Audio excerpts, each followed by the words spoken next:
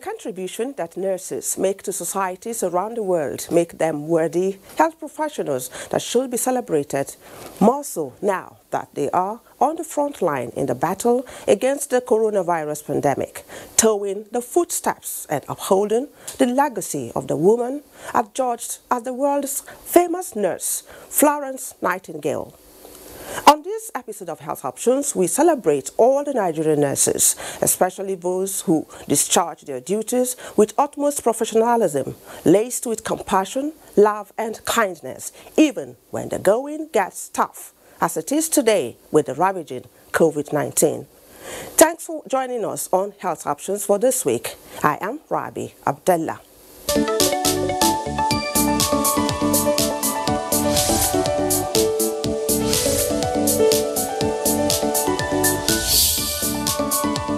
You are watching Health Options, and as we key into the World Health Assembly's declaration of 2020 as the Year of Nurses and the observance of this year's International Nurses Day in the face of COVID-19, we begin with these clips of some encouraging hand claps in appreciation of Nigerian nurses, especially those on the front line in the battle against the coronavirus pandemic.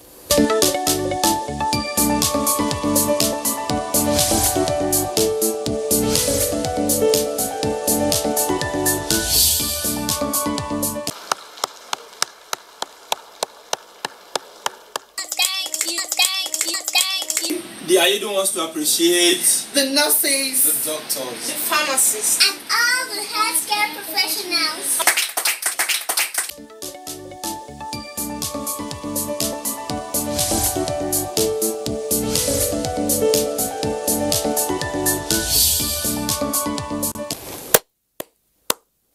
And this is also from me on behalf of the Health Options team. Let's now go feel the pulse of one of those foot soldiers of Florence Nightingale out there, nursing patients out of COVID-19 amidst the moral and psychological support from fellow nurses holding forth in other areas of healthcare needs. I have joining me now via Zoom from the Cairo Isolation Center in the FCT. A brave young nurse, a young father of a 3-month-old baby, Emmanuel Egop. Nice to see you, Emmanuel. Nice to see you, ma'am. How are you doing? I'm doing fine. Okay, so how are the patients over there? Yeah, they're doing very well. They're coping. We're allaying the anxiety. Yeah, they're doing fine. Okay, can you share with us what a normal day for you at the isolation center with the patients is like?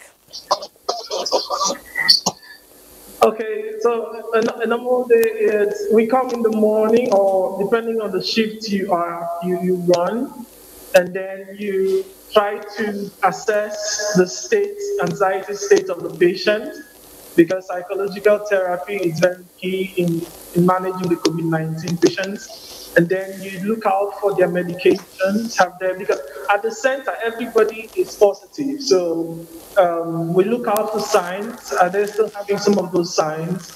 Have they taken their drugs? What about the infection prevention control? You disinfect the places and clean their rooms, ensure they have food. Basically, that's what we do. Okay, so how has your relationship with the patient been? We've received stories about, hostility on the part of some of the patients. Are you experiencing such where you are? Well, Cairo Center opened about 4 days ago, and we have not experienced any of such thing.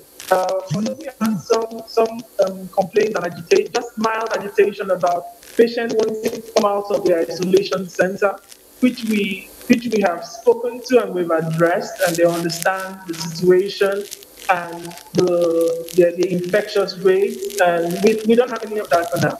Okay. I learned that your wife is also a nurse.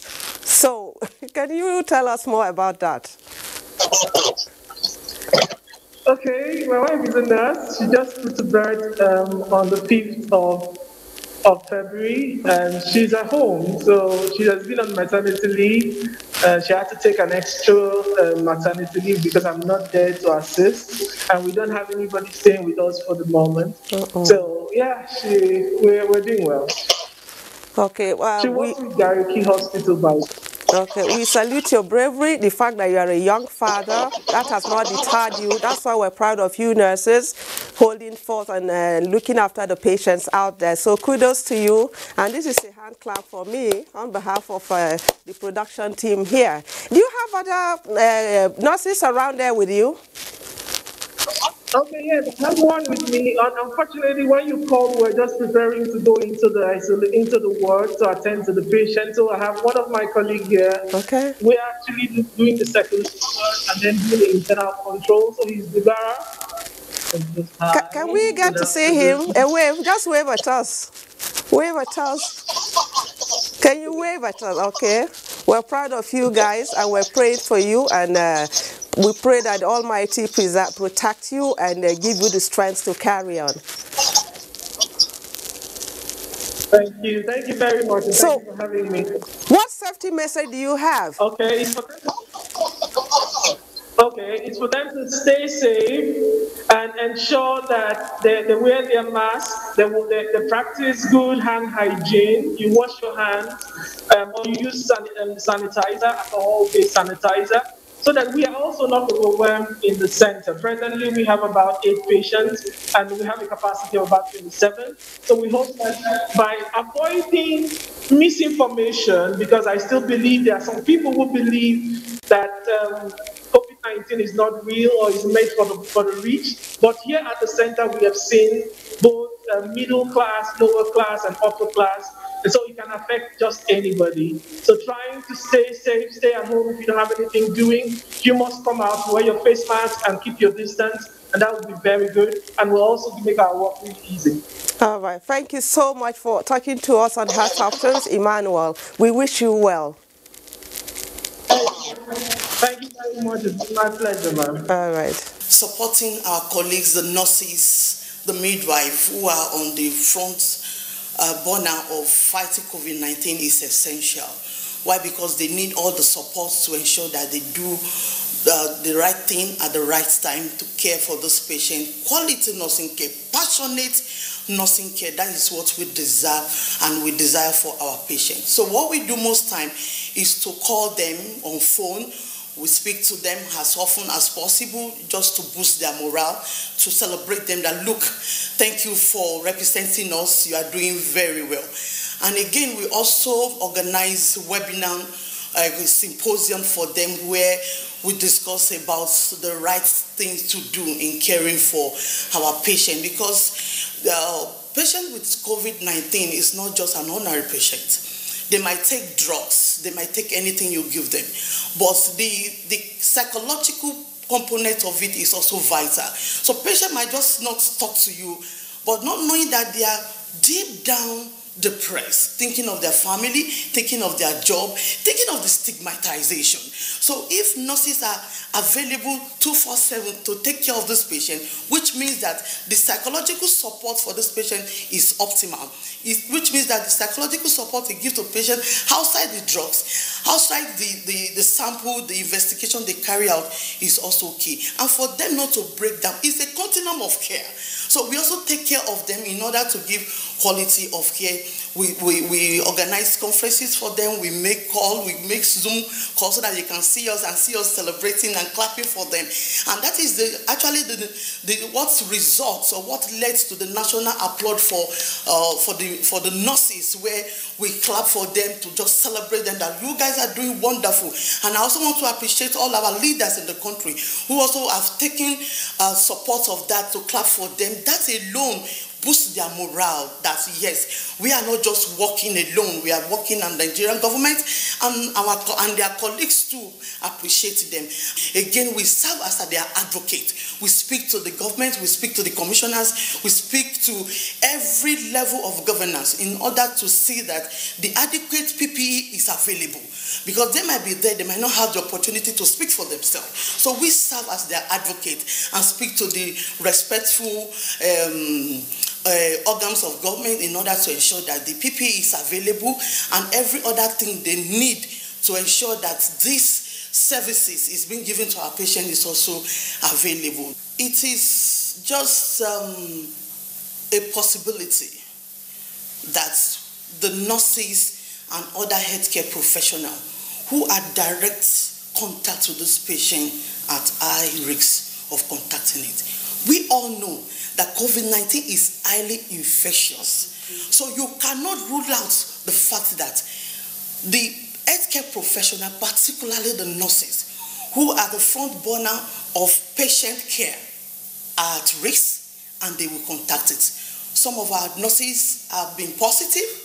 Some of them have also lost their life in the care of patients, with COVID-19. So it's highly infectious. Again, the way people are, they will come to the facility without declaring their true identity. They won't tell you their travel history. They won't tell you their contact. Some of them, if you go to the isolation centers now, you will realize that they don't even know, they can't even tell how they contacted it. They can't even tell the line of contact. They will tell you they don't know. And as a nurse, that is the oath we have taken. You cannot but to accept them. You cannot but to embrace them. And that is why community sensitization is key. Community sensitization is key. Let Nigerian government look at the structure from the political world level to the local government level to the state and to the federal. Let everybody, let every community, let every household be sensitized. Let them know how to prevent themselves. We are doing that to ensure that the legacy Florence Nightingale have laid continue. It live in us, where we take care of our patient without, even with nothing. And that is why you could see a nurse even without being paid. Right now, some of our nurses have not been paid. They've not received their salary from January till now, but they are still working. It's just in the spirit of Florence Nightingale. It's in the spirit of sustainable development goal. It's this in the spirit of achieving universal healthcare coverage, leaving no one behind.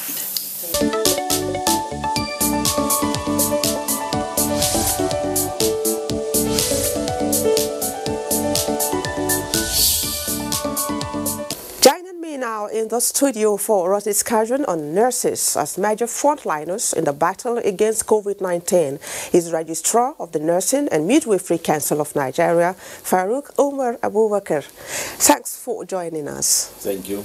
Okay. Nurses, whether male or female, are all important and critical arm of the health professionals. And this year particularly is a special one for nurses the world over. And we have your men and women back home in the country doing us wonderfully proud.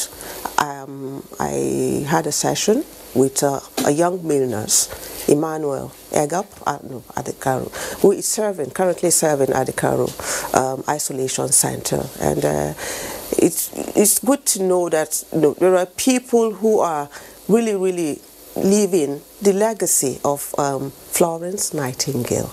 On that note, how does it feel as the registrar of the Nursing and Midwifery Council of Nigeria, having your men and women out there making a difference?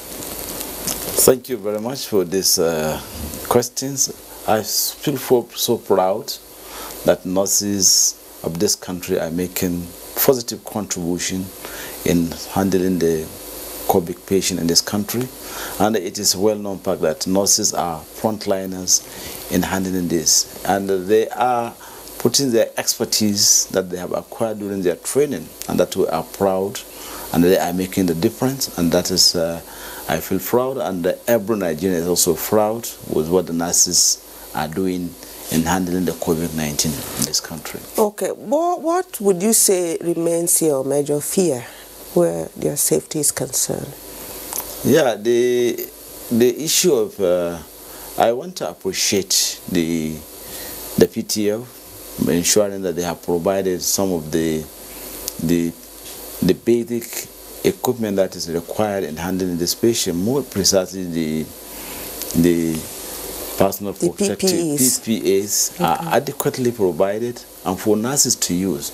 Not only at the orientation center, in almost all the tertiary hospitals, they are provided, and nurses are, because they are the frontliners, and they are using it adequately, apart from the PPEs and other precautionary measures that will help to prevent the spread of this current are also implemented by nurses, knowing very well nurses have the knowledge, have the skills to carry out the infection prevention in most of the healthcare facilities. Okay, you are entrusted with the mandate of certifying nurses and ensuring professionalism, ensuring quality assurance in their practices.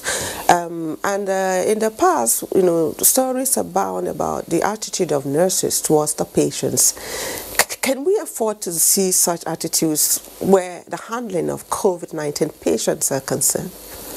Well, at this critical time, the interest of patient is paramount important than any other thing. And that is why today you find there is less complaint from public as far as handling the COVID patient is concerned, because the much interest is the patient's life. And that's why nurses have now, if there are such negative criticism before, as far as handling the issue of COVID-19 is concerned, nurses have put all that negative attitude and they accept patient in totality and ensure that they provide the best care and they recover and go back to their family. Okay, you must have received at least sad notes about some who had either contracted the virus or had died in the process of nursing COVID-19 patients. How would you react to that? Yeah, I think it's part of the calamity and that part of the hazard as a professional. But I feel sad about that, and we pray to the Almighty God to provide solution and probably forgive his differences and maybe his sin that has happened along the line, because he died at the cost of national duty, and that's what we feel. But and that's why we also emphasize that nurses should take extra care and ensure that the PPE are available while handling patients, because you cannot take chances. If you become a victim, you are also become. And I want to appreciate that government has put in a number of motivational measures that will motivate the nurses. Can you give us an insight into the World Health Assembly's declaration of 2020 as the year of nurses? Yeah, the World Health Declaration 2020 has now stated that the boys to lead nursing the world to health, in order to demonstrate how nurses are key or central in addressing the wide health challenges all over the world. And this is what the theme for 2020. And as it is in this country, I want to affirm that nurses are central in handling almost all the pandemic patients in almost all the centers across the country. And the nurses are there as a key, and they are there receiving patients, they are there attending to the patient, they see them 24 hours. And they provide whatever required for the patient in order to restore their health as part of their mandate. And that's why they are part of the celebration this year. The nurses feel that WHO declare 2020 as the year of nurse and midwife. They have taken it as their own spirit to ensure that the best care can be given, especially at this period of pandemic. And they are doing it all over the country. Okay, speaking from the point of the registrar of the council, would you say we have enough nurses in the country? Well, I want to say these are one of the registered nurses. The registered nurses, they are grossly inadequate. And I want to say we have active nurses in this country, just roughly about 124,000 nurses and midwives. Nurses and midwives active. That are managing all our tertiary institutions, which is grossly inadequate. Looking at the projection according to WHO, the country should have a projection about 800,000 nurses to handle our healthcare facilities in this country. Looking at 10,000 nurses, every 10,000 population should have a 40 nurse. And with this ratio we have, that we can see is grossly inadequate. As a council, we are putting all necessary measures. Like this year, as part of our celebration, as part of our mandate, we have put in measures to increase the production of nurses across the country, and that's why we have approved what is referred as the two-stream training of nurses, which have been done in early 80s and 90s, and we have now instituted that measures this year, so that in the next 3 years we're able to double up the production of nurses by 100%. Okay, so are you saying you haven't received any report from your men and women out there, regarding maybe how their welfare could be improved? I'm aware of the hazard allowances that the federal government had approved for health workers, including nurses. Yeah. So are you saying it's all a rosy situation with the nurses? Well, I want to say that first... Especially the frontliners. The frontliner. I want to first appreciate the government effort by approving that, and all what we are waiting to see the implementations. And we hope that within the shortest possible time it will be implemented, so that I also want to appeal, where there are complaints from other parts of the country, some other states, should also reciprocate what the federal government does in approving the new remuneration, including the hazard and other related remuneration, in order for nurses to motivate them and do their best.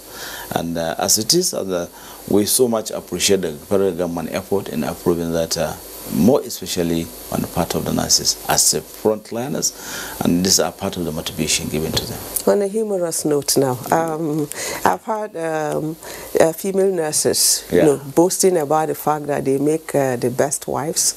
Do male nurses equally make the best husbands? Yeah. You are a male nurse. Yes, certainly, because the training is the same part, and we undergo the same training. And I want to assure you, male are also best nurses, best husbands in their own families. Male nurses? Male nurses are also best husbands.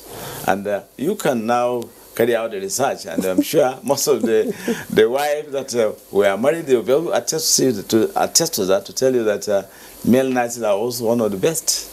Just like your female nurses make good wives. That's what I'm saying. It's just the same. So the caring goes beyond the hospital walls. Exactly. Most of the husband, you find, they go ahead and do what is even the woman should do as part of her responsibility at home as male nurses. Okay. And they also extend the same thing. So all in the spirit of the principles of caring. Okay. Thank you so much, Malam Farouk Umar Abakar, for coming on Health Options. Thank you very much. For now, the best and most efficient way to avoid getting infected is through regular hygienic and sanitary practices, as well as social distancing. As individuals, we remain the greatest weapon to fight this pandemic. By washing our hands regularly with clean water and soap, disinfecting frequently used surfaces and areas, coughing into a tissue or elbow, and strictly adhering to infection prevention control measures in health facilities, we can contain this virus.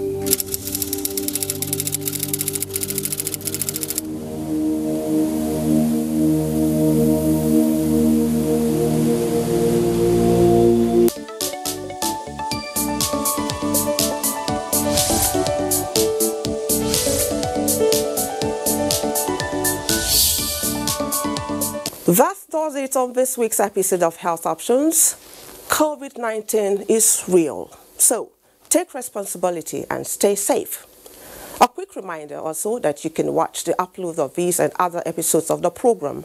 Email us for your comments and contributions at healthoptions@nta.gov.ng. My name is Rabi Abdullah. Thanks for watching. Bye for now.